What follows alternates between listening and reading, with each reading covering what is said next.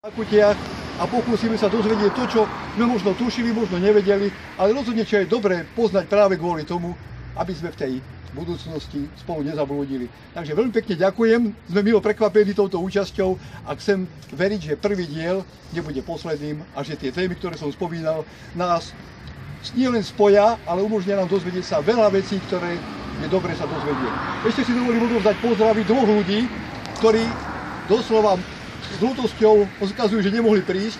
To je Zuzka Kronerová, ktorá si pamätá veľmi dobre, keď s otcom natáčali, nie v Humennom, lebo vieme prečo nie v Humennom, ale v Sabinove, rovno pred 50 rokmi obchod na Korze, podľa Ladislava Grossmana.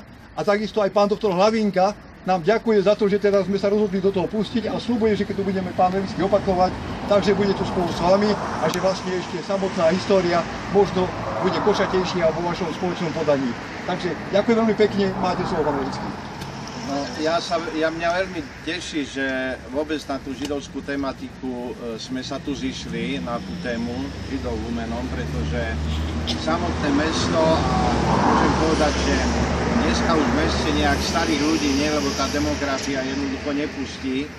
Je tu veľmi málo starých ľudí, ktorí si možno pamätajú tie obdobia, kedy tu ten život v Humennom bol nesporne kvalitný a tá komunikácia medzi kresťanmi a židmi bola, dá sa povedať, nerozlučná. Tam neboli nejaké antisemické výjavy alebo názory ľudí, nikto nikoho neponižoval, tak to si málo kto z tých mladých ľudí uvedomuje. Hej.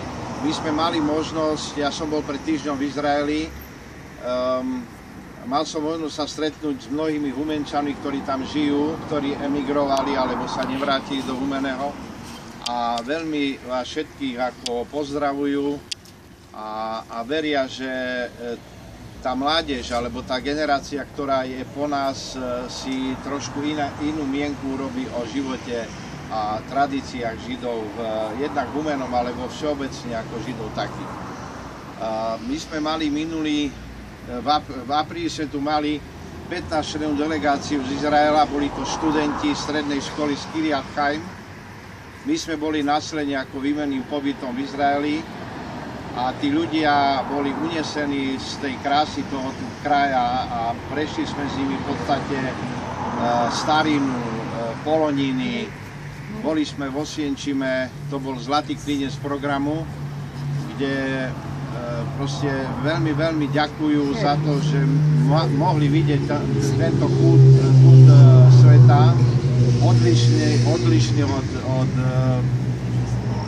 charakteru Izraela, pretože Izrael samotný je z nejakých 40–50% púšť, ale je to vyvinutá moderná krajina, ktorej mladí Humenčania, ktorí prišli sem, úplne zmenili názor. Lebo už boli také reči, že tam sú ľudia so 4 očami a tam sú ľudia, ktorí sú chudobní a tam nie je žiadna sloboda.